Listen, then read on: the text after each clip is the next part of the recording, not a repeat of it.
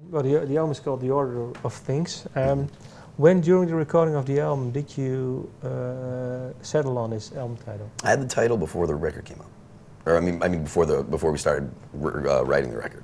Like I came up with it. I think when we were on tour, finishing up touring for A War You Cannot Win.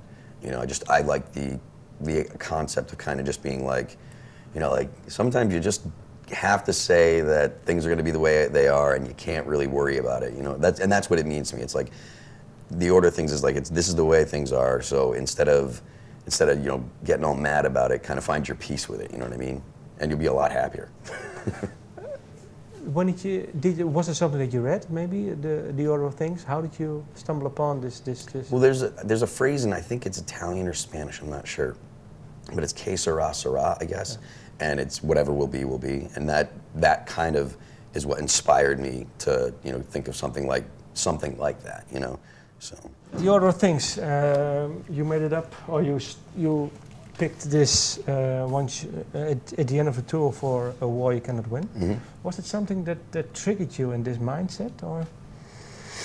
I don't know. Maybe I think it might be the fact that I was that I was getting to the year that I was going to turn 40, you know. It's like I think that I've kind of cooled off on getting angry and upset about things, and I don't know that there was any one particular thing that triggered it, but I mean, you know, you go through hard times in your life, and you got to understand that there's only like 10% of what happens to you that you can control. The other 90% is the only thing you can control is your reaction, you know. So try and figure out a way to, you know, have the best result, and don't let your reaction make the result worse, you know. So, and I can't say anything in particular. It's just kind of like learning by getting hit over the head enough times. It's like, yeah. You know, stop making dumb decisions by, you know, or stop letting things get you so upset when you know that you can't do anything about it. Is there one thing that you would like to share, that you were really upset and you thought in hindsight, well, I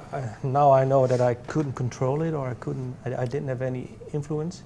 No, I mean, I don't know of anything in particular. It's just, you know, it's little things all the time, you know. You can't control if someone hits your car, you know, or if someone decides that they don't want to do something that you want to do, you know. You can't do anything about it. So, but I don't have any specific thing. Is it also something that maybe, well, you say turning 40? Is it important? Because you're turning 40. You turned 40. Yeah, turned 40 in April. April 15. Yeah. Was it really a big mark for you, 40? I'd been calling myself 40 for probably 2 years previous, because, you know, I was 38 years old. It's close enough for 40. I'm almost 40. So people would ask how old I am. Instead of saying, you know, I'm 38, I'd always reply with, oh, I'm almost 40, you know.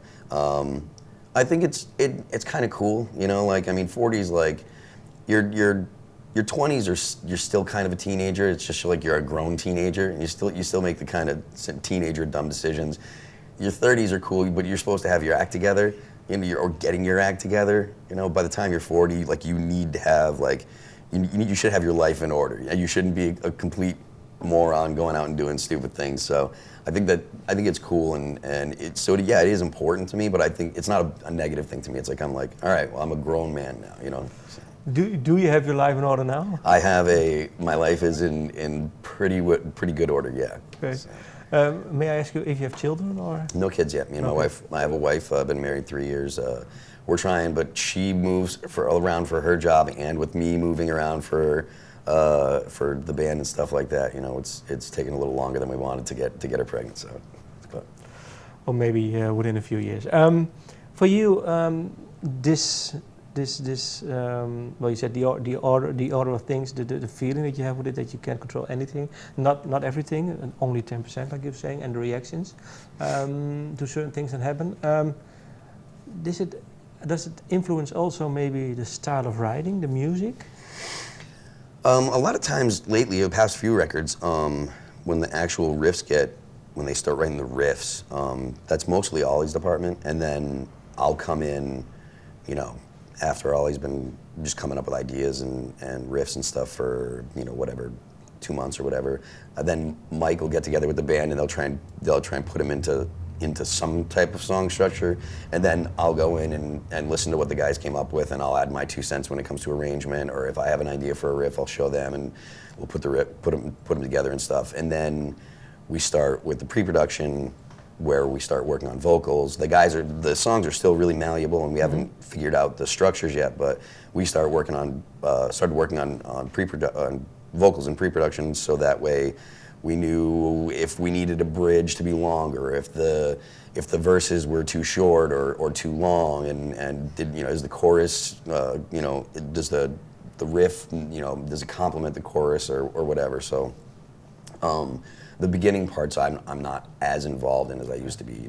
That's something that I kind of just leave to Mike and Ollie for the most part. But do you talk about it? You say, well, maybe this album we would like to go more in this direction music-wise, or is it for you just see what they come up with? Nope.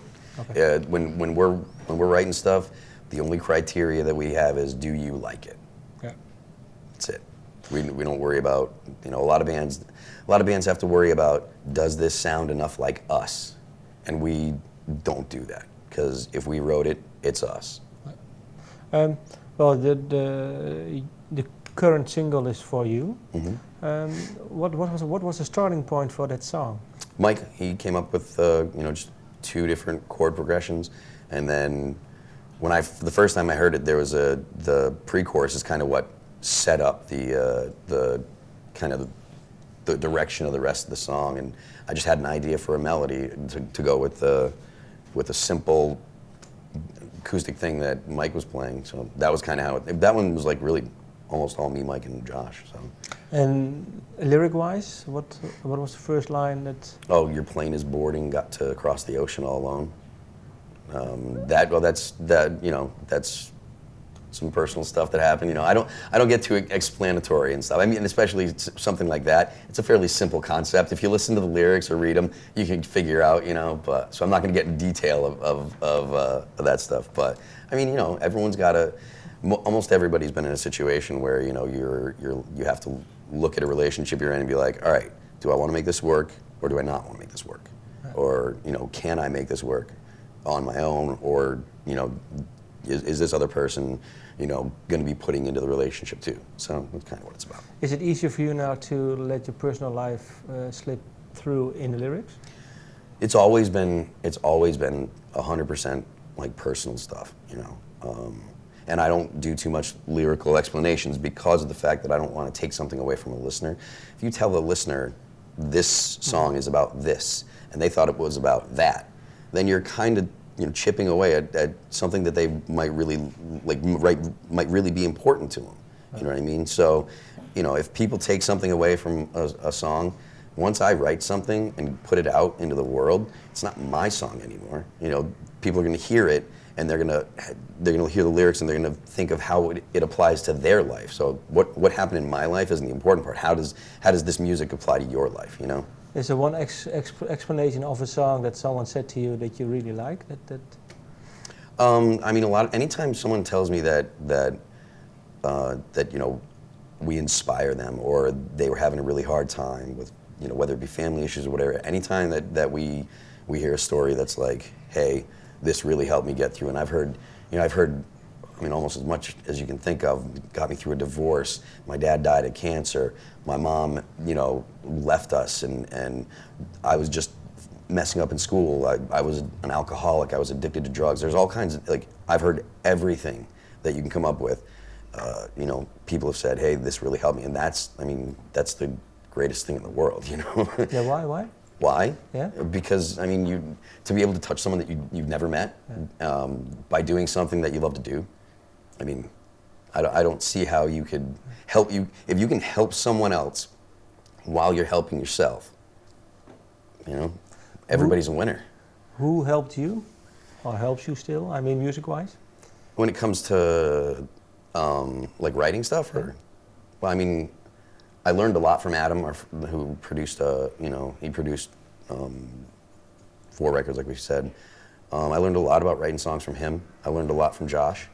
No, but you said someone that people come up to you that it helped them through a divorce, or maybe a dad dying from cancer.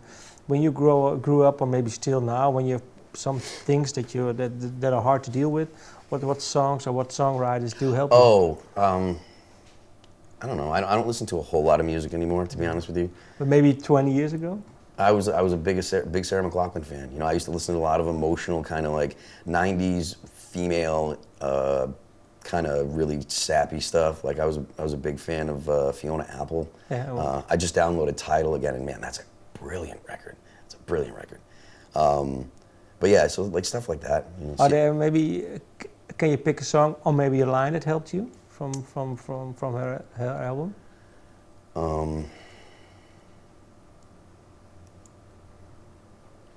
I really like the song "Hold On," which is funny that we have a song called "Hold On" because it was kind of an homage to Sarah Mclachlan. Yeah. So I don't know that I can pick a specific line, but you know, I mean, the whole mood of "Fumbling Towards Ecstasy" was it was so somber and just really cool. So anytime I was bummed out, I'd put that on. It doesn't matter which song it was. The whole thing was just great. You know. Well, my last questions. I don't know if it's important for you, but I saw that A War You Cannot Win.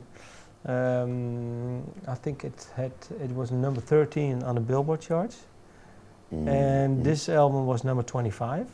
Is it something that you pay attention to? That maybe every album has to get a higher entry? The thing is, the actual number that we sold of A War You Cannot Win and of the Order of Things, it was off by different by maybe 1,000 or 2,000. So the chart position changes depending on who puts records out, how many, you know. So that kind of stuff. I mean, I don't really care. Okay. You know, it's like. I mean, it's not listening to music is not a competition, you know. No, it could be, but sometimes they have goals and say, well, maybe I would like to have especially number 10 album now. Or you know, to be honest with you, considering where the chart position doesn't matter to me, the record sales is something that I will look at, and considering it's 2 years ago when A War You Cannot Win came out, there's only more people not buying CDs. Like every year, fewer and fewer and fewer people buy CDs. So. You know, it's like... Actually, it's better now. Oh, is it a little bit better now? No, I mean for you now, because you're saying, well... Yeah, well, it's at least the same. You know what I mean? If you sell 2,000 CDs less or 2,000 CDs more from one record to the next, as you progress further in time, where people are selling less and less records, that's fine. You know. Well, I think the band started, I think, in '95, '96, right? No, All That Remains started in 1999. But you were actually working on it? I started writing stuff in probably 97. Okay. Yeah, in 95 I was in Perpetual Doom and stuff. So. What are your plans? What do you still want to achieve? All That Remains 20 years from now? Or? Everything from here on out's icing on the cake, man. I never thought that I'd be able to be a musician that played music for a living. Okay. You know, like to think that I'm sitting in Amsterdam.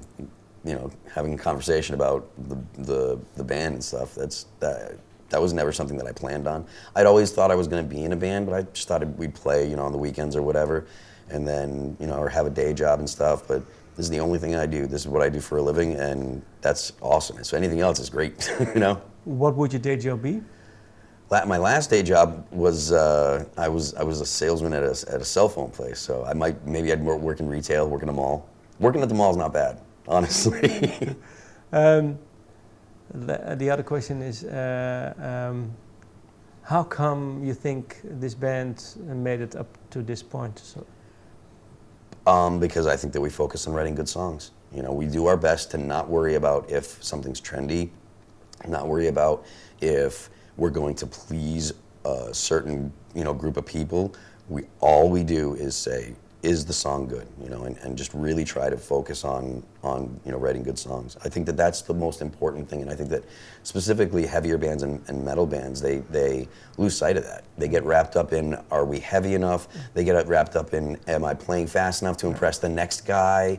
Are my drums fast enough? Are my blast beats fast enough? Do we look metal enough? Is my makeup right? Are my clothes black enough? And it's like, you guys are all worried about garbage. Write good songs.